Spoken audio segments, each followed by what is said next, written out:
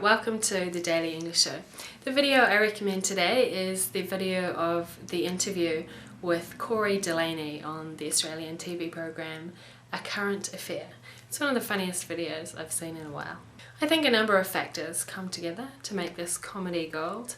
First of all, the way the interviewer talks to him, that's just insane. I've never seen anyone do an interview like that before. She sounds like she's his mother telling him off, but apparently that program is really trashy, so maybe it's not so surprising. Still, that was beyond trashy. Very strange. His attitude was funny too, his cockiness and his outfit and his lines. Let's look at some of the vocabulary. First, when the woman asks him why he had a party, he explains, I don't know, it was just to get together with a couple of mates at first, and then we thought we might as well just have a bit of a party, and then it sort of just got out of hand, and yeah. So what's the difference between a get-together and a party? Well, different people use the same words to mean different things, of course.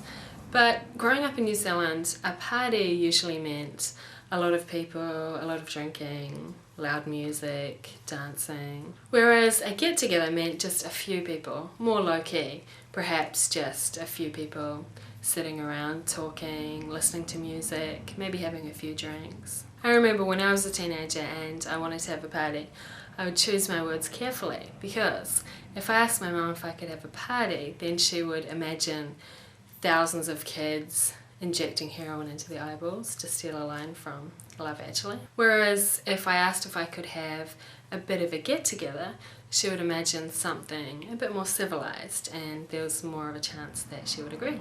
Another interesting point, at the end of his explanation, Corey says, and yeah. I think this is quite a typical way to end an explanation, unless it's a formal situation, of course. When people are speaking casually, they'll half explain something, and then when they get sick of explaining or they can't think of how to explain the rest, they'll finish with something like that. Near the end of the interview, the woman says, "Okay, Corey, we've got to wrap this up." To wrap something up means to finish something. So we've got to wrap this up means we've got to finish this interview. My favourite part of the interview is when the interviewer says, "I suggest you go away and take a long, hard look at yourself." And Corey replies, "I have. Everyone has. They love it." I think that's hilarious. This is a reasonably common thing for parents or teachers to say to children who they're telling off. They say something like, "You need to take a long, hard look at yourself." It basically means, I think you have a bad attitude and you should change it. And because it's usually said by someone in a position of power, the typical response is just to say nothing and maybe look at the ground, or maybe say, okay, or apologize. But she isn't in any position to say something like that, so it's bizarre that she says it in the first place. And his response is funny because the statement, as I said, means, I think you have a bad attitude and you should change it. It doesn't literally mean you should analyze yourself and come up with your own conclusion. But he takes it literally on purpose and gives his hilarious response. And one final word to explain today, tool. Reading the comments under the video on YouTube, a lot of people called Corey a tool. A tool basically means a fool or an idiot or a loser. Kia ora, this is Stick News. Hone Tuwhare, one of New Zealand's most distinguished poets, died yesterday at the age of 86. Hone Tuwhare was born in 1922 in Kaikohe, Northland, into the Ngāpuhi tribe. He grew up in Auckland. His father was an accomplished orator and storyteller and encouraged his son's interest in the written and spoken word. Tuwhare's first poetry book, No Ordinary Son, was published in 1964. It was reprinted 10 times over the next 30 years and became one of the most widely read individual collections of poetry in New Zealand history. Tuwhare was also a playwright. He was awarded several literary fellowships, an honorary doctorate, and was named New Zealand's second Te Mata Poet Laureate.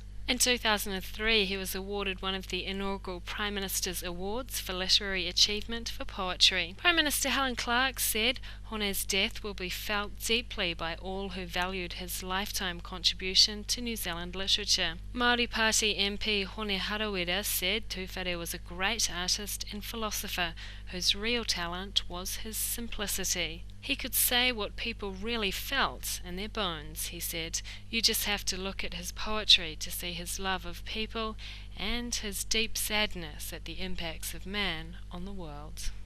And that was Stick News for Thursday, the 17th of January. Kia ora.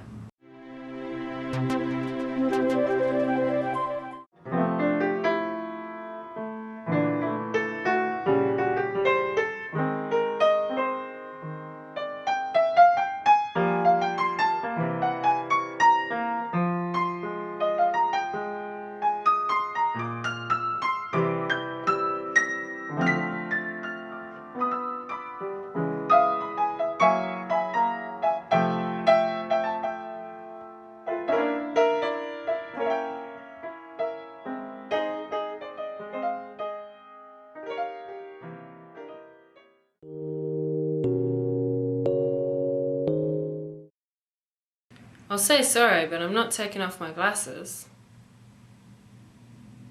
'Cause they're famous. Yep. I don't know, everyone likes them, so I don't know, I'm not taking them off.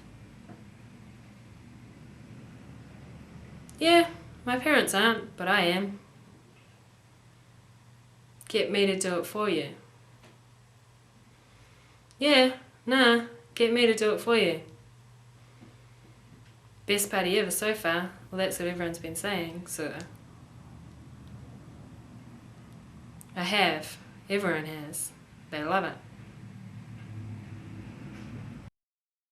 Take off your glasses and apologise to us.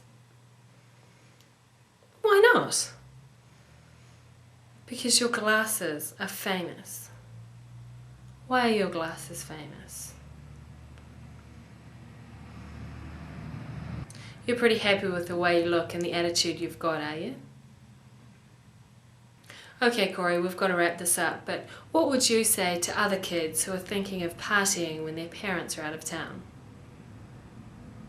Get you to do it for you, not don't do it.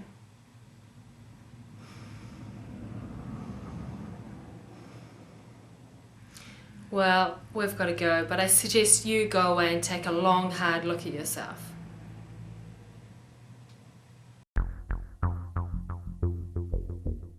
Why doesn't Corey want to take off his glasses? A. Because they're famous. B. Because his parents are out of town. C. Because he has sore eyes. A. Why are Corey's glasses famous? A. Because they cost $20,000. B. Because they're from Australia. C. Because everyone likes them. C. Is Corey happy with the way he looks? A. No. B. Yes. C. He hasn't decided. B. What would Corey say to other kids who are thinking of partying when their parents are out of town? A. Don't do it. B. Get me to do it for you. C. Don't take off your glasses. B.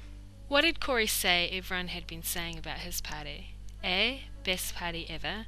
B. It was a lovely party. C. It was frightening. A. And that was the Daily English Show. See you tomorrow. Bye.